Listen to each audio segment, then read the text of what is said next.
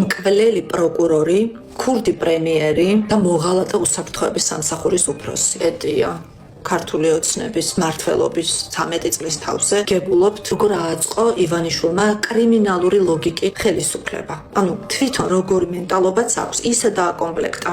ვისაც ეგონა რომ ფარცხალაძე მხოლოდ ბოტასების ქურდი იყო, ჩვენი ქვეყნის ყოფილი გენერალური პროკურორი შეცდა.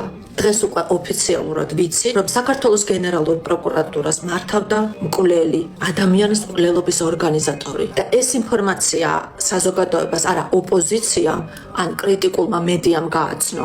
არამედ თავად ხელისუფლებამ აღიარა, რომ ჯანგველაძის მკვლელობის ორგანიზატორი ყოფილი გენერალური პროკურორი. ანუ რა გამოდის, რომ ჟურნალისტები არ იტყუებოდნენ?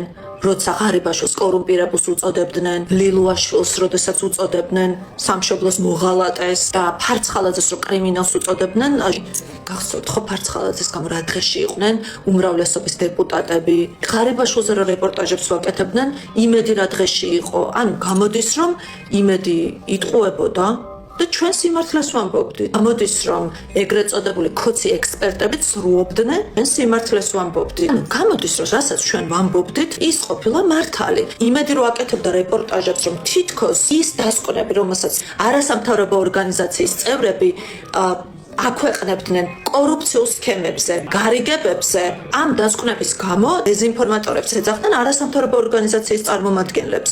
სამთავრობო არხები, ანუ გამოდის, რომ იტყუებოდი? ყველში გამხილად ივანიშვილმა აღმოჩნდა, რომ ესენი მართლა დამნაშავეები ყოფილან და აღმოჩნდა, რომ 13 წლის მანძილზე თქვენ ატყუებდით თქვენივე ამორჩევა. ფარცხალაძე რო დაასანქცირეს, ეროვნულმა ბანკის თავმჯდომარემ თურნავამ თავი წაიქცია. ივანიშვილი არ იყო, რომ თქვენ გაიძულებდათ, რომ ფარცხალაძე დაგეცვათ. ირაკლი კობახიძემ არაკონსტიტუციური უწოდა გადაწყვეტილებას, რომ ფარცხალაძე გაეყინებოდა ანგარიშები. იუსტიციის სამინისტრომ მთელი ოპერაცია ჩაატარა, რომ ფარცხალაძეს ერთ რამდენიმე საათში გადაეფორმებინა ქონება.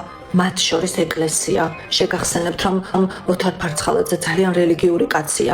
თუ სოსი მოღალატე იყო, თუ პრემიერი, რომელიც მანამდე თავდაცვის მინისტრი იყო და კიდევ შინაგასაქვეთა მინისტრი იყო, ღარიბაშვილი იყო, ქურდი ბიუჯეტის, თუ გენპროკურორი მკვლელი იყო. რა ვიცი, რანაირი მთავრობა ყავდა ამ 13 წლის განმავლობაში. ან რატომ უნდა დავუჯერო ახლა იმედს, რომელიც წლების განმავლობაში იტყუებოდა და ამ ხალხს აправებდა. იქნებ ახლაც იტყუებიან. ჩვენ ვამბობ, რომ კახა კალაძე არის კორუმპირებული. თქვენ ამბობთ, რომ არ არის კორუმპირებული. რა გარანტია გვაქვს, რომ ახლაც ჩვენ არ ვართ მართლები და თქვენ იტყუები? ანუ კონცენტრები თურმე მართლა არსებობს ამ ქვეყანაში? ივანიშვილი ახერხებს რაღაცნაირად, რომ თავს ლაფი დაასხას საკუთარ ამორჩეველს. დღანდახან მგონია, რომ ივანიშვილი სპეციალურად აკეთებს ამას, რომ ქართულ ოცნებას ყველაფერი შეაზილოს სახეში, შეატოვოს ეს ცოდვები და ქოცების გულშემატკივრება. თუ ყველაფერს მართავს ვამბობთ, იქნება კორუმპირებულია მართლა კახა კალაძე? იქნება მართლა მოსყიდულია სასამართლო და ივანიშვილს ჯიბეში ყავს ჩასმული მურუსიძის ხელით? იქნება ზეამაღლობელი მართლა სინდისის ტყვია? იქნება ეს ადამიანები ტყუილად ხედან ციხეში? იქნება ამაშიც მართლები ვართ? იქნება რუსეთში ვართ უკვე? იქნება ივანიშვილი რუსი ოლიგარქია? იქნება ივანიშვილი საქართველოს მტერია და უნდა რუსეთი საქართველოში? იქნება ამაშიც მართლები ვართ? იქნება ყოველი მეხუთე ბავშვი მართლა მშიერია? არ გიფიქრიათ ამაზე?